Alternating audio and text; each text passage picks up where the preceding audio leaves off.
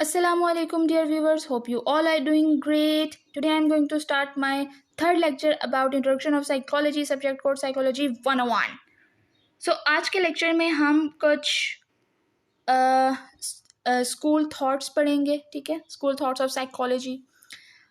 As you know very well students that psychology की history को पढ़ना स्टूडेंट्स को कुछ बोरिंग सा लगता है, वो नहीं पढ़ना पसंद करते हिस्ट्री को. But I am trying to keep my this lecture very simple to you people.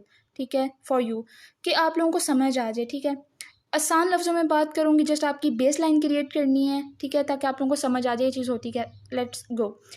Structuralism, functionalism, दो स्कूल की बात करेंगे. स्ट्रक्चरलिज्म में बेसिकली इंसान के माइंड के ऊपर स्टडी की गई, कॉन्शियस एक्सपीरियंस, कॉन्शियसनेस, थिंकिंग और उसके इमोशंस के ऊपर स्टडी की गई थी कि एक इंसान का दिमाग सोचता कैसे है, काम कैसे करता है, कैसे वो कॉन्शियसली एक्सपीरियंस कर लेता है चीज़ों को, कैसे वो कॉन्शियसली सोचता है, उसके इमोशंस क्या हैं, कैसे उसके इमोशंस जो हैं वो काम करते हैं और उसके जिस्म में कैसे रिएक्शन होते हैं, क्या सब चीज़ें जो है वो इमोशनली अटेम्प्ट कर रहा होता है. और इसके अलावा इस सिमिलर थिंग्स जो हैं इससे मिलती जुलती वो सब चीज़ें इस स्कूल में डिस्कस की गई.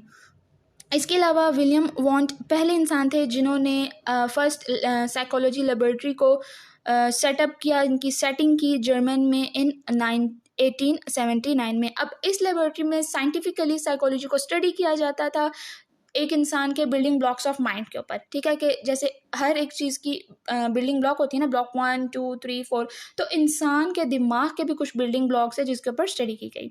राइट. इसके अलावा अगर हम बात करें कि इस चीज़ का जो फर्स्ट स्कूल है इसका मकसद क्या था, क्या इसका जो है वो एम था. ठीक है, तो इसका एम यही था कि एक इंसान जो मेंटल या कॉन्शियसली एक्सपीरियंस करता है अपनी लाइफ में, वो क्यों करता है, कैसे करता है, क्या रीज़न है. ठीक है, अब इसमें सिंपल सी दो बातों को आप माइंड में रख लीजिए कि elements of sensation and mental experiences. ठीक है, अब एलिमेंट्स ऑफ सेंसेशन का मतलब ये है कि एक इंसान को जब जिस्म के किसी भी हिस्से में पेन होता है तो फ़ौरन से आप उस चीज़ को, आपकी बॉडी रिएक्ट करती है ना कि मुझे लेग में पेन हो रहा है, हाथ में पेन हो रहा है, मुझे हेडेक हो रहा है, मुझे फीवर हो रहा है. या सेंसेशन मीन्स चीज़ों को फील करना. ठीक है, अब मेंटल एक्सपीरियंस के आप जहनी तौर पे जो जिन तजुर्बात से अपनी ज़िंदगी में गुजरते हैं, एक इंसान की ज़िंदगी में सीरीज़ ऑफ इवेंट्स आते हैं या सीरीज़ ऑफ एक्सपीरियंसेस आते हैं जो वो फेस करता है, एक्सपीरियंस करता है. तो कीप दिस डेफिनेशन सिंपल. ठीक है, element of sensation and mental experience. Right. इसके अलावा functionalism, second school of thought of psychology. अब फंक्शनलिज्म का जो फोकस था ना वो पूरा था function of mind, how human being performed और फंक्शन देयर माइंड. ठीक है, एक इंसान जो है उसका माइंड कैसे फंक्शन करता है, कैसे परफॉर्म करता है, कैसे जो है वो उस चीज़ से, उस प्रोसीजर से गुजरता है. तो फंक्शंस ऑफ माइंड के ऊपर इस स्कूल ऑफ थॉट ने फोकस किया. ठीक है, जबकि स्ट्रक्चरलिज्म जो था उसने स्ट्रक्चर ऑफ माइंड को फोकस किया. सिंपल, फंक्शनलिज्म फोकस करता है फंक्शंस ऑफ माइंड को, स्ट्रक्चरलिज्म फोकस करता है स्ट्रक्चर ऑफ माइंड को. ठीक है, keep this definition simple again. उसके अलावा एक इंसान को अगर अच्छे माहौल में या बुरे माहौल में रख दिया जाए, ठीक है, कुछ टाइम, 1 दिन 2 दिन, तो आप देखेंगे दोनों के बिहेवियर में ज़मीन आसमान का फ़र्क होगा. राइट. पॉजिटिव वाला पॉजिटिव पर्सनालिटी या पॉजिटिव माइंडसेट के साथ या पॉजिटिव सोच के साथ बाहर निकलेगा और नेगेटिव वाइस वर्सा. नेगेटिव वाला नेगेटिव इन्वायरमेंट को देख देख के, सोच सोच के वो ऑटोमेटिकली उसके सबकॉन्शियस माइंड में चीज़ें जाएंगी और वो उसी तरह से बनना शुरू हो जाएगा. ये basically functionalism school of thought of psychology में बात की जा रही है कि एक इंसान का जहन, माइंड काम कैसे करता है. इसी तरह से अच्छे लोगों में जाएगा तो अच्छी आदतें पड़ेंगी, बुरे लोगों में जाएगा तो बुरी चीज़ें के सीखने के चांसेस ज़्यादा हो जाते हैं. ठीक है, उसके अलावा दूसरी इसमें बात की जा रही है कि एक इंसान अपनी सोशल नीड या सोशल इन्वायरमेंटल नीड को पूरा करने के लिए कैसे उसके माइंड से काम लेता है. एग्जाम्पल से समझा देती हूँ. मैं आप एक बिल्डिंग के सामने खड़े हैं, ठीक है, या एक बहुत प्यारे से घर के सामने खड़े हैं, ठीक है। अब मैं उसमें आपको कहूँ कि 10 साल पुराना आपका दोस्त आपसे मिलने के लिए वेट कर रहा है, आप प्लीज़ अंदर जाइए, तो एक पहले क्यूरियोसिटी थी आपके अंदर उस बड़ी बिल्डिंग के डिज़ाइन को देख के, वाओ क्या बिल्डिंग है, I wanted to go inside, ठीक है, ये फीलिंग आती है हर इंसान को, इट्स नेचुरल। अब वही चीज़ मैं अगर आपको नेगेटिव तरीके से बताऊं कि अंदर मत जाइएगा, अंदर आग लगी हुई है, या फिर अंदर बिल्डिंग की कंस्ट्रक्शन यानी कि उसकी बेस लाइक फाउंडेशन इतनी वीक है, कभी भी गिर सकती है, या अंदर बॉम्ब ब्लास्ट हो जाएगा, तो आप क्या करेंगे? आप उस चीज़ को सोचेंगे भी नहीं, ठीक है। तो ये बेसिकली इसमें बात की जा रही है पॉजिटिविटी और नेगेटिविटी, पॉजिटिव माइंडसेट और नेगेटिव माइंडसेट की यहाँ पे डिफरेंस को बताया जा रहा है, जिसे फंक्शनलिज्म का नाम दिया है कि एक इंसान का दिमाग कैसे फंक्शन करता है, काम कैसे करता है, ठीक है। और फंक्शनलिज्म ने स्पेशली ध्यान दिया एजुकेशन के ऊपर और अप्लाइड साइकोलॉजी के ऊपर। पहले लोग ये नहीं सोचते थे ज़्यादा एजुकेशन के ऊपर कि यार एजुकेशन के ऊपर काम किया जाए, एजुकेशन क्या है, जिसका जो दिल आ रहा है वो पढ़ रहा है, समझ आए ना आए उनका हेडिक नहीं है। फिर अप्लाइड साइकोलॉजी ने नया कंसेप्ट जो है वो फंक्शनलिज्म ने इंट्रोड्यूस करवाया, what is applied psychology, right. इसके अलावा अगर हम बात करें कि मेथड ऑफ इन्वेस्टिगेशन क्या थे एक साइकोलॉजी में, ठीक है, observation, learning, interviews, testing phase. अब एक इंसान जो थोड़ा सा मेंटली इल होता है या किसी रिसर्च के लिए आप जाते हैं या एक इंसान को इन्वेस्टिगेट करते हैं ना, तो उसके कुछ तरीक़ाकार हैं। आप ऑब्जर्वेशन के थ्रू एक इंसान को जो है वो टेस्ट कर सकते हैं, लर्निंग, इंटरव्यूज़ या फिर टेस्टिंग फेज। ऑब्जर्वेशन में ये चीज़ आ जाती है कि आप उससे बात करें, कम्युनिकेट करें उसके साथ, उसको सामने बिठाएं अपने, उसकी छोटी छोटी चीज़ों को ऑब्जर्व करें, उसकी eye movement, body language, body movement, ठीक है, आई कॉन्टैक्ट बहुत इंपॉर्टेंट है, फेशियल एक्सप्रेशंस, ये सब चीज़ें इसमें नोट की जाती हैं एक इंसान की। लर्निंग, ठीक है, वो अपने तजुर्बात, उसके एक्सपीरियंस क्या है, एक्सपीरियंशियल बेसिस पे आप उसको देखते हैं, ठीक है।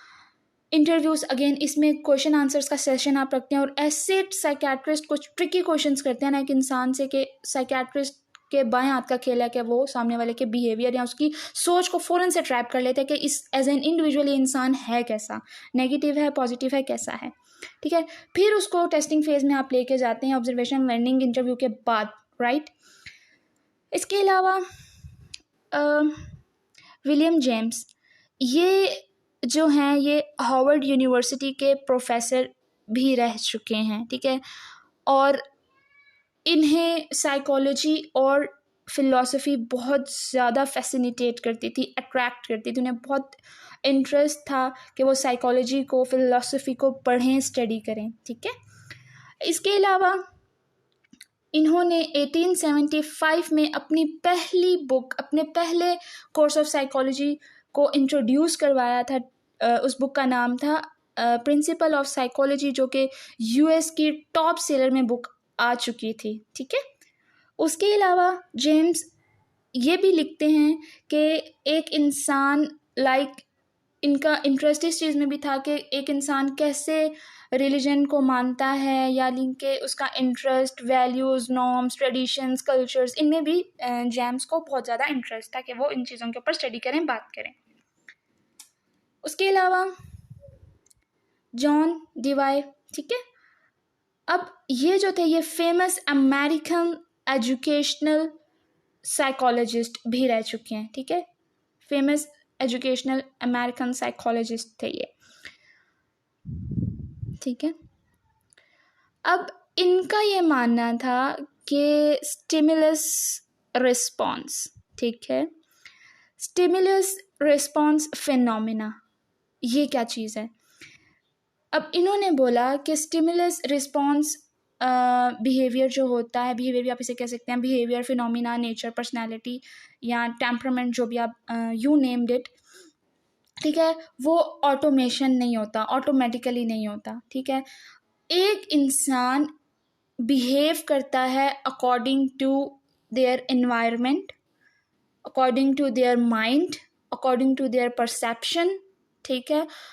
ऑटोमेटिकली वो खुद से कभी भी एक्ट और रिएक्ट और ओवर रिएक्ट नहीं करेगा। अगर उसको कोई ऐसी चीज़ नज़र आ रही है जो कि उसके माइंडसेट, परसेप्शन के अगेंस्ट जा रही है, तो डेफिनेटली वो वहाँ पे फिर बात को पॉइंट आउट करता है या फिर अपना ओपिनियन सामने रखता है, अपनी परसेप्शन को सामने रखता है कि ऐसा नहीं ऐसा है, ठीक है। ऑटोमेटिकली नहीं बिहेवियर वो शो करता, ठीक है, ये चीज़ आप याद रखिएगा। इसके अलावा इन्होंने जो है एक लाइक डेवलप की थी फील्ड ऑफ स्कूल साइकोलॉजी, ठीक है।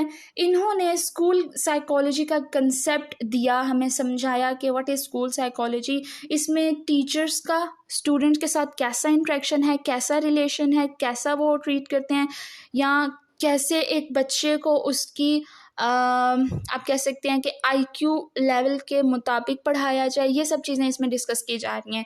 टीचर्स को कभी भी ये चीज़ नहीं सोचनी कि आप एक बच्चे को एडवांस लेवल तक लेके जा रहे हैं और उसमें उतनी मेंटल पावर है ही नहीं कि वो चीज़ों को याद कर सके, सोच सके, ठीक है। अब एक 5 साल का बच्चा है, उसको आप पढ़ा रहे हैं इंटरमीडिएट लेवल का, तो वो कैसे इन चीज़ों को अंडरस्टैंड करेगा? उसके पास बेस लाइन नहीं है, उसके पास अभी बेस लाइन बनने का टाइम है, ठीक है।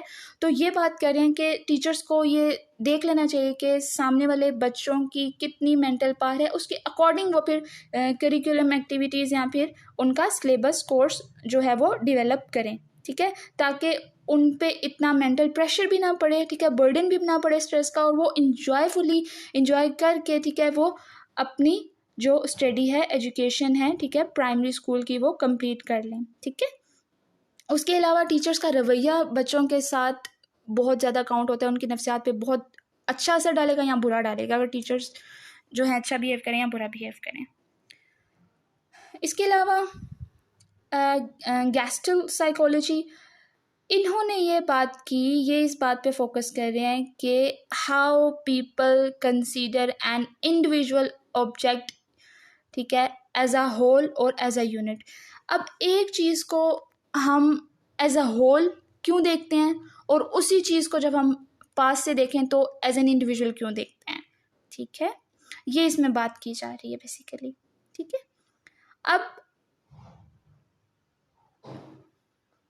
अब ये जो एक बात है ना, ये हर इंसान जो है वो अप्लाई करता है ऑब्जेक्ट्स पे, आइडियाज़ पे और थिंकिंग प्रोसेस पे, ठीक है। अब मैं किसी टॉपिक पे अगर बात करूँ, और रिलेशनशिप पे, ठीक है, ह्यूमन रिलेशनशिप वेरी इंपॉर्टेंट। एक इंसान चीज़ों को बिना सोचे समझे अपने किसी ओपिनियन पे आ जाए, तो उस चीज़ को हम कहते हैं कि एज अ होल वो चीज़ देख रहा है, उसका बैकग्राउंड नहीं देख रहा, उसको समझ बिना विदाउट हैविंग एनी एनालिसिस वो अपनी बात को कर रहा है, डिफरेंट ओपिनियन दे रहा है, ऐसा क्यों, ठीक है। एक ही चीज़ को आप एज अ होल कैसे देख सकते हैं और उसी चीज़ को आप जब करीब से जाके देखते हैं तो वो आपको एज एन इंडिविजुअल या एज अ सेपरेट यूनिट क्यों नज़र आती है, ठीक है। तो सिंपल ये बात इसमें हो रही है।